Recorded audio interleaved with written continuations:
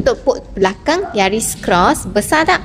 Jom Iko tunjuk kat korang. Untuk yang Aspect, saiz dia ada 471 liter. Untuk yang hybrid 465 liter. Sangat besar. Lepas tu dia ada 2 step pula tu. Jom Iko tunjuk.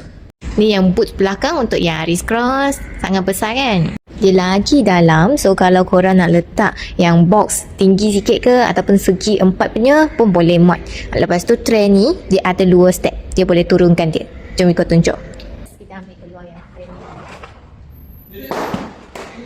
Lepas tu ni kita boleh turunkan.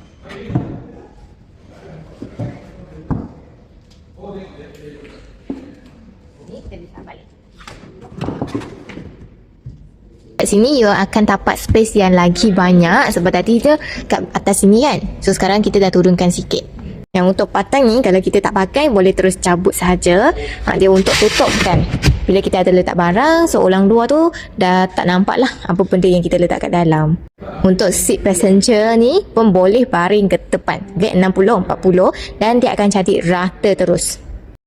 So dah dia akan cari space yang macam ni.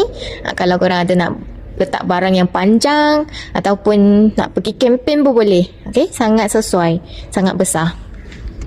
So untuk mana yang tengah cari sebuah kereta untuk harian ataupun untuk family, tak nak kecil sangat, tak nak besar sangat, korang boleh consider Yaris Cross ni. Boleh WhatsApp Bibiko untuk semak kelayakan dulu secara percuma.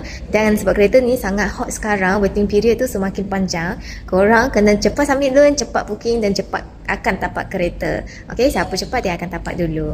Ada apa yang nak tahu, boleh komen cerita kat bawah ataupun WhatsApp Bibiko akan lagi cepat reply. Bye.